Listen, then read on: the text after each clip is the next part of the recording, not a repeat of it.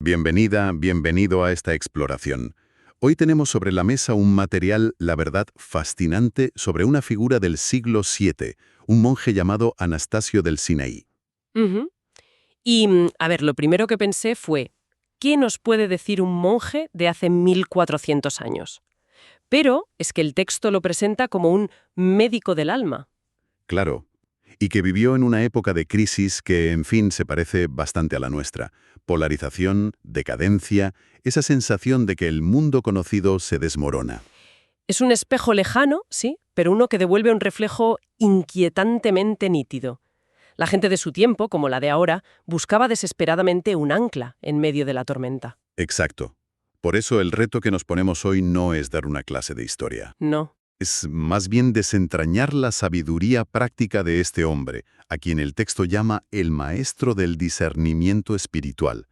Queremos entender por qué sus remedios para la confusión, la angustia o la desesperanza, pues, siguen siendo relevantes. Me gusta la idea. Vamos a ver si podemos sacar de aquí una especie de botiquín de primeros auxilios para la mente. Pues me encanta esa analogía del botiquín, porque lo que define a Anastasio y lo que hace que este análisis merezca la pena es que él no escribía tratados teológicos para eruditos. Ajá. Creaba guías de campo, manuales prácticos para lidiar con los problemas más humanos que existen. La duda, los miedos, esos pensamientos que nos sabotean, fue una voz de calma y equilibrio en un tiempo de mucho ruido. Pues hablemos de ese ruido, de ese tiempo convulso. Para entender sus remedios, supongo que primero hay que entender la enfermedad de su época. El documento habla del siglo VII, de la expansión islámica, de decadencia. Sí. Pero también menciona algo llamado conflictos teológicos como el monotelismo. Y sinceramente, esto suena algo increíblemente abstracto. ¿Qué era? Para que nos hagamos una idea del tipo de debates que incendiaban los ánimos. Es una gran pregunta porque, sin entenderlo, parece una nota a pie de página. A ver, dicho de forma muy simple, el monotelismo era un debate sobre si Cristo tenía una voluntad, la divina, o dos, una divina y una humana. Vale. Puede sonar a teología de altos vuelos, pero en la práctica era una cuestión de identidad que partían dos a las comunidades. ¡Ostras! Imagina un Brexit teológico que duró décadas, con excomuniones, emperadores tomando partido. Una sensación de fractura social tremenda. Entendido. Era un síntoma de un mundo que no se ponía de acuerdo ni en lo más fundamental. O sea, no era solo una amenaza externa con las invasiones, sino también una crisis interna de identidad, de certezas. La gente debía sentirse completamente perdida. Completamente. El antiguo orden se caía a pedazos y las viejas respuestas ya no servían. En ese ambiente de crispación y confusión, las personas no necesitaban más dogmas complicados. No. Necesitaban guías que les enseñaran a navegar la incertidumbre en su vida cotidiana. Buscaban un GPS espiritual, por así decirlo. Y ahí aparece Anastasio. Y lo que me resulta más llamativo, según el texto, es que no era el típico monje encerrado en su celda. ¿Para nada? El documento lo describe como un predicador itinerante y misionero pastoral, o sea que estaba en la calle, recorrió Egipto, Palestina, Chipre, estaba en contacto directo con el sufrimiento. Y has dado en el clavo. Esa es la clave de todo. Su sabiduría no nace de la especulación en una biblioteca. Claro, Nace de escuchar los problemas reales de personas reales. Es un médico que ha pasado años en urgencias no solo leyendo libros de medicina. buena imagen. El texto menciona que se nutre de la gran tradición de los padres del desierto, como Antonio o Macario, pero su genialidad es coger esa sabiduría, a veces muy ascética, y traducirla A un lenguaje accesible. a un lenguaje y a unas prácticas accesibles para el laico que vive en la ciudad, para el soldado, para el comerciante. Es un puente entre la espiritualidad del desierto y las necesidades de la parroquia. Eso me lleva a su obra principal, porque si el problema es el caos mental, la confusión, supongo que su libro es la guía para poner orden. El texto destaca la vía regia. El camino real. El camino real, sí. Y lo que me fascina es que no es un tratado teológico complejísimo, sino un manual de instrucciones para la mente.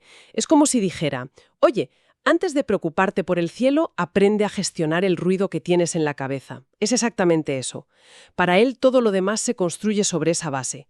No puedes edificar una vida espiritual sólida sobre los cimientos movedizos de una mente caótica. Claro. Primero hay que aprender a poner orden en casa, en tu propio interior. Y su concepto central para esto son los logismoi, los pensamientos. Anastasio dice que la mente es el principal campo de batalla, y aquí es donde hay que aprender a luchar. Y el texto incluye una cita que me ha dejado pensando por su absoluta modernidad. Dice, no toda luz viene de Dios, el demonio también se viste de claridad. Es que esa frase es potentísima. Es increíble. No habla de la tentación burda, del mal evidente. Habla del engaño sutil, de lo que parece bueno, virtuoso o incluso espiritual, pero que en el fondo es destructivo. Ahí está el núcleo de su enseñanza sobre el discernimiento, ¿no? Totalmente. Va más allá del bien contra el mal. Nos pide que distingamos entre lo bueno y lo aparentemente bueno. Pon un ejemplo. Pues piensa en algo moderno. El perfeccionismo. Puede disfrazarse de diligencia, de querer hacer las cosas bien, que es una virtud. Claro. Pero si ese perfeccionismo te lleva a la ansiedad, a la parálisis, a no terminar nunca nada, Anastasia diría, cuidado, esa luz que parece virtud es en realidad una trampa. O la autocrítica severa, que puede disfrazarse de humildad. Uno piensa, estoy siendo humilde al reconocer mis fallos. ¿Y en realidad? Y en realidad te estás machacando hasta el punto de la desesperanza. Sería otro logosismos disfrazado. Exacto. Es un maestro en desenmascarar estos autoengaños. Lo que hace, y por eso fue tan influyente, es tomar ideas de predecesores como Evagrio o Juan Clímaco y convertirlas en una herramienta pastoral, en un método. ¿Y cómo funciona ese método? Pues te enseña a hacerte 3 preguntas sobre cada pensamiento o impulso fuerte. Primero, ¿de dónde viene? Segundo, ¿qué emoción me genera? ¿Paz o agitación? Y tercero, ¿a dónde me lleva si lo sigo? Es como un checklist mental. En esencia, sí. Un manual de pensamiento crítico aplicado a la vida interior. Es una llamada a la introspección activa, a ser un observador consciente de tu propia mente, no una víctima pasiva de ella. Es una espiritualidad para adultos. Anastasio entiende que el corazón humano es un laberinto y que el autoengaño es nuestra trampa más común. Por eso insiste en la necesidad de tener un guía. Pero su objetivo final es que cada persona aprenda a usar estas herramientas por sí misma. No quiere crear seguidores dependientes. No, quiere formar cristianos conscientes y libres.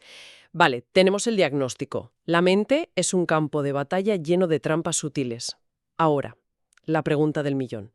¿Cuál es su propuesta? ¿Cuál es la receta de Anastasio para ganar esta batalla interior? Ajá.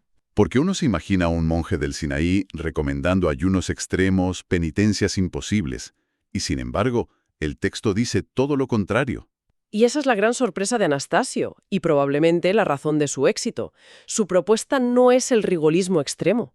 No. El documento subraya una y otra vez su sabio equilibrio espiritual. Ni rigidez que aplasta, ni laxitud que disuelve. Hay una frase que, según el texto, era su lema.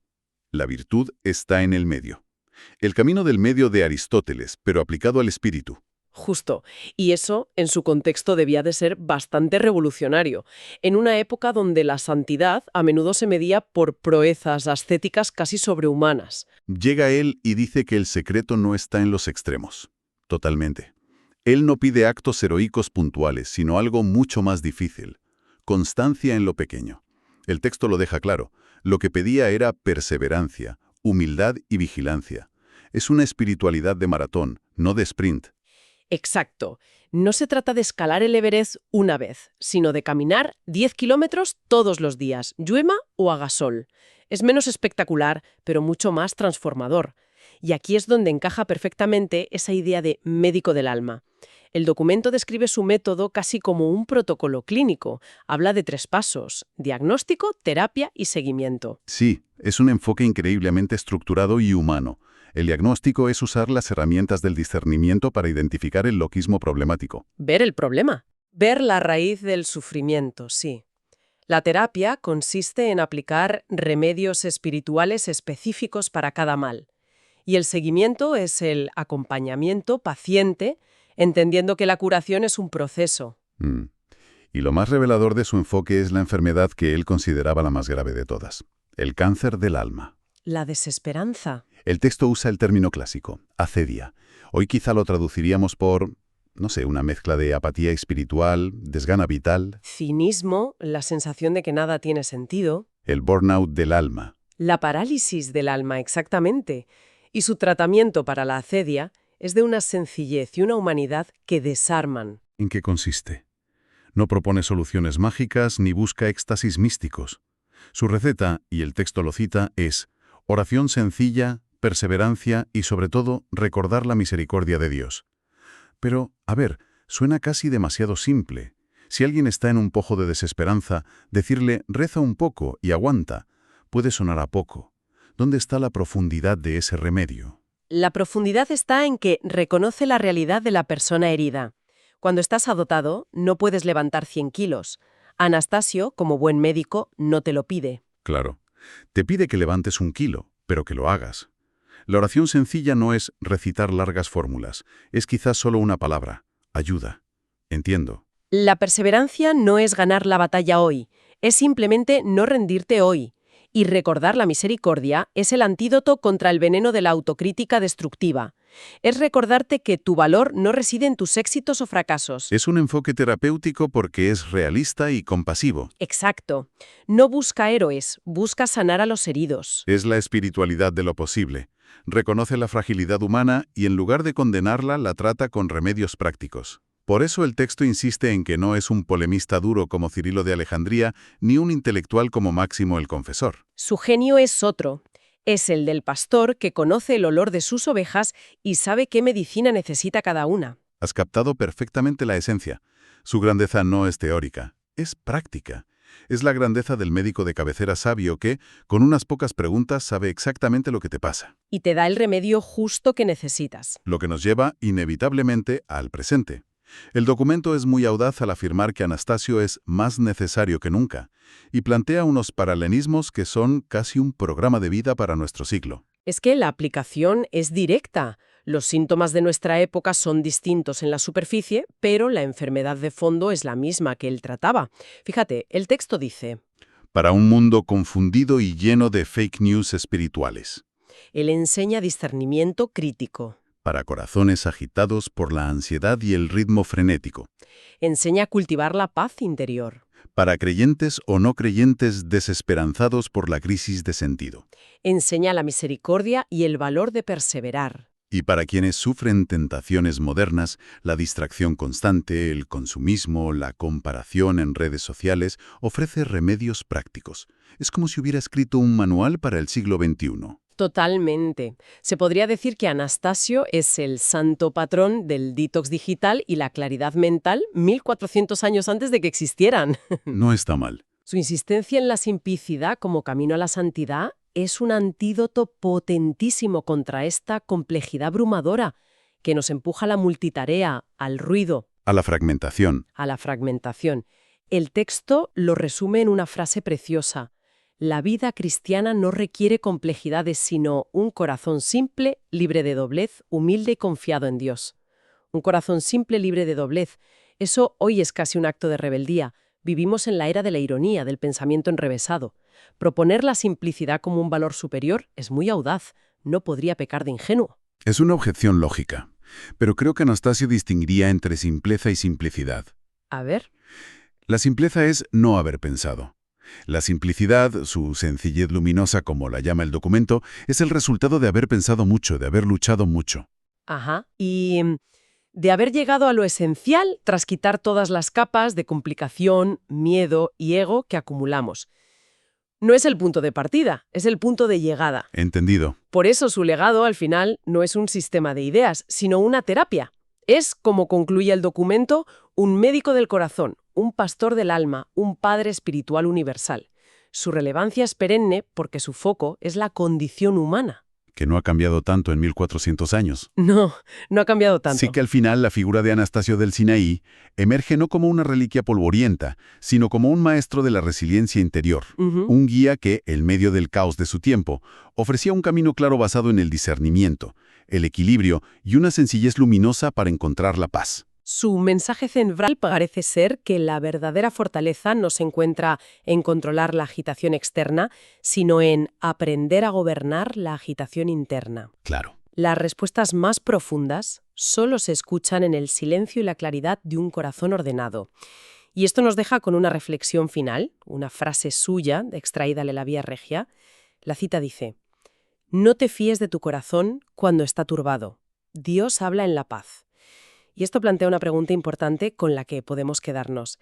En un mundo saturado de ruido constante, notificaciones, opiniones polarizadas, urgencias fabricadas a cada minuto, ¿dónde y cómo podemos cultivar esos pequeños espacios de paz de los que habla Anastasio? Más allá de lo obvio, como meditar o pasear, ¿qué turbulencias específicamente modernas, qué logosmoi del siglo XXI necesitaríamos aprender a discernir y apartar para poder escuchar algo con más claridad? Sea la voz de Dios, la de nuestra conciencia o simplemente nuestros propios pensamientos sin distorsión.